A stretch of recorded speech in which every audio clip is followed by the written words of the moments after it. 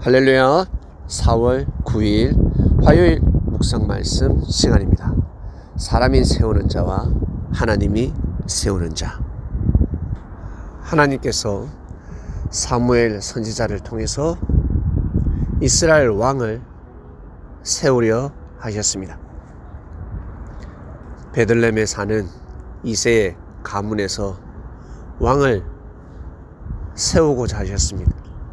그래서 사무엘 선지자는 두 눈을 부릅뜨고 신령한 눈을 가지고 기도하는 마음으로 이새의 아들 첫째, 둘째, 셋째, 넷째, 다섯째, 여섯째, 일곱째를 보았습니다. 첫째를 볼 때도 감동되고 둘째, 셋째 다 감동되었습니다. 빼어난 인물들이었습니다. 험이 없었습니다. 왕이 되기에 참으로 합당한 모습을 하고 있었습니다.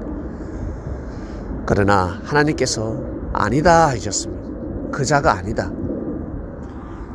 너는 키를 보고 외모를 보고 얼굴을 보고 세우고자 하지만 나는 사람의 마음의 중심을 본다 하셨습니다. 그 중에 반석 같은 믿음을 가진 자를 뽑는다 말씀이었습니다. 선지자가 집에 오면 아들을 다 불러들이지 않겠습니까? 더군다나 선지자가 너희 아들을 다 불러 모아라 하였습니다. 그럼에도 불구하고 이새는 말제인 다윗을 불러들이지 않았습니다. 7명을 다 보았지만 하나님이 선택한 자가 없었습니다. 분명 나에게 응답하셨는데 아들이 이것뿐인가 하였을 때 한 명 더 있다 하였습니다. 그가 어디 있는가? 지금 일하고 있습니다. 양을 치고 있습니다. 목동입니다 라고 했을 때 당장 데려오라 하였습니다. 사무엘 선지자가 다윗을 보았을 때 온몸에 전율이 흘렀습니다. 딱 보는 순간 광채가 났습니다.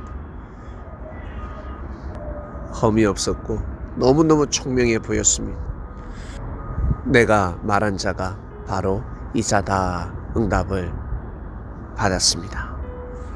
결국 사무엘 선지자는 다윗에게 기름을 부었습니다. 사람은 외모를 보고 많이 판단합니다. 돈을 보고 학벌을 보고 키를 보고 얼굴을 보고 그 가문을 보고 판단을 합니다. 그러나 시간이 지나면 그것도 중요하지만 그것보다 더 중요한 것이 있을진데 바로 그 사람의 마음입니다. 마음을 보고 더 친해지고 멀어지고 가까워지고 할 것입니다. 하나님께서 세우는 사람, 역사하는 사람 또한 마찬가지 하나님을 사랑하는 마음, 하나님의 뜻을 사랑하는 마음, 자신의 마음을 뒤로하고 하나님의 마음을 먼저 헤아리고자 하는 사람을 세우고 뽑지 않겠습니까? 내일은 참으로 중요한 날입니다. 총선입니다. 수백 명의 사람이 뽑힘을 받아서 국민을 대신하여 우리를 대신하여 법을 생명시하며 이 나라를 발전시켜야 합니다. 그러한 사람들이 뽑히는 날입니다. 그러한 사람을 뽑아야 합니다. 과연 누가 그러한 사람일까? 여러분 각자 생각하셔서 뽑으시길 바랍니다. 국민들에게 뽑힘을 받기 위해서 지금 고개를 숙이지 않습니까? 몸부림을 치고 있지 않습니까? 겸손해지지 않습니까?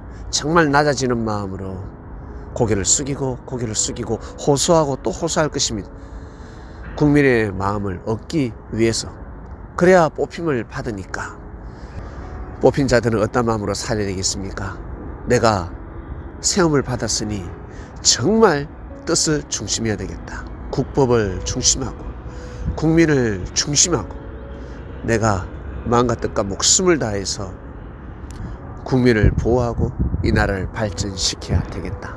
이 마음을 먹어야 되지 않겠습니까? 과연 몇 명이 그 마음을 먹을까? 하나님은 알고 계실 것입니다. 하나님은 그 사람의 마음의 중심을 보고 생명과 사망, 구원이 결정날 것입니다. 오늘 말씀 여기까지 하겠습니다. 하나님 아버지 감사합니다. 사람이 세우는 자와 하나님이 세우는 자. 지난 역사를 통해서 하나님께서 사람을 세우실 때 어떻게 세우셨는지 알고 있지만 알아가는 주간이 되었습니다. 하나님, 오늘도 귀한 말씀을 듣고 하루를 출발합니다. 사람을 의식하는 것보다 하나님을 더 의식하는 삶을 살아야 되는 것이 바로 진리입니다. 항상 저희들 하나님을 의식하는 삶을 살게 하소서. 사람은 나 자신의 마음을 볼 수가 없습니다. 그러나 하나님은 내 마음을 지금도 보고 계시고 영원히 보고 계십니다. 마음에서 광채가 나는 삶을 살아가는 이 시대 그리스도인이 되길 원합니다. 오늘도 귀한 하루가 되길 원합니다. 이 모든 기도 사랑하는 예수님의 이름으로 기도드립니다. 아멘.